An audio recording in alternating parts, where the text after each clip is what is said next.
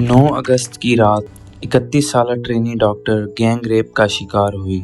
इंतहाई अफसोसनाक बात यह है कि रिपोर्ट से साबित हुआ कि उस गैंग रेप में तकरीबन 10 से ज्यादा लोग शामिल थे। रिक्लेम द नाइट के नाम से पूरे भारत में प्रोटेस्ट स्टार्ट हुए। नाजरीन, ये है भारत का शहर वेस्ट बंगाल कलकत्ता। एक 31 साला पोस्ट ग्रेजुएट ट्रेनी डॉक्टर जिसकी ट्रेनिंग का दूसरा साल चल रहा था, 36 घंटे मुसलसल ड्यूटी के बाद उस जवान खातून का गैंग रेप हुआ। भारत एक ऐसा मुल्क है जहां रोज तकरीबन 90 रेप केस रिपोर्ट होते हैं, और ये बात मैं नहीं, अल जजीरा की 2022 की एक रिपोर्ट बता रही है। नाजरीन, 9 अगस्त की रात को पेश आने वाला ये वाकया 36 घंटे ड्यूटी करने के बाद एक ट्रेनी डॉक्टर को गैंग रेप का निशाना बनाया गया। नाजरीन, जो चंद हकीकतें मैं आपको बयान करने जा रहा हूँ वो तमाम इंसानियत के लिए अफसुर्दा होने और शर्मिंदगी का बाइस हैं। इस डॉक्टर की पोस्टमार्टम रिपोर्ट आने के बाद उस पोस्टमार्टम रिपोर्ट को छुपाया गया। पोस्टमार्टम में ये बताया गया है कि उस खातून के जिस्म का कोई हिस्सा ऐसा नहीं था जिससे खून ना आ रहा हो। उसकी आंखों में शीशा था, वो ऐनक पहनती थी,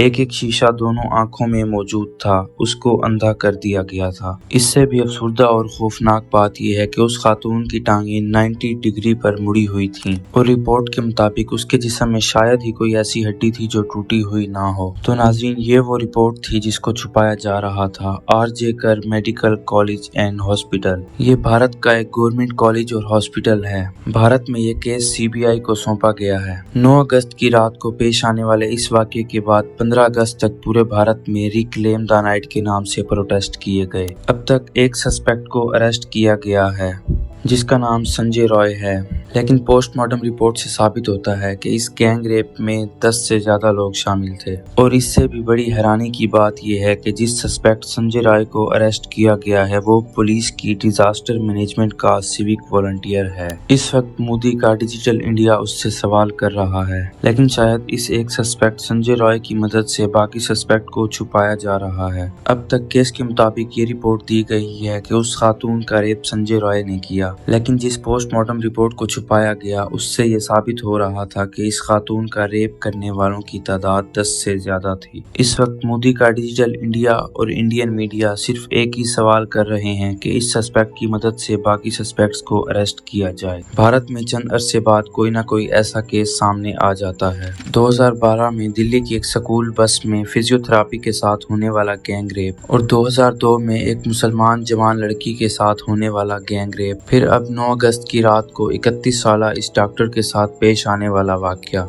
ये तमाम बातें ये साबित करती हैं कि मोदी का डिजिटल इंडिया पुराने इंडिया को बदल नहीं सका, और ये इंडिया अपने उसी पुराने नाम भारत और पुराने वाकयात के साथ अभी भी वहीं खड़ा है। भारत के लोग अभी भी प्रोटेस्ट कर रहे हैं। नाजरीन, हम इंसानियत को मद्देनजर रखते हुए अपने एहसासात, जज्बात और हकूक के साथ भारत की आवाम के लिए खड़े हैं। उम्मीद करते हैं कि भारत जल्द से जल्द उन दरिंदों को उनकी सजा दिलाएगा, और सिर्फ उस खातून को ही नहीं बल्कि पूरे भारत के लोगों को हक दिलाएगा।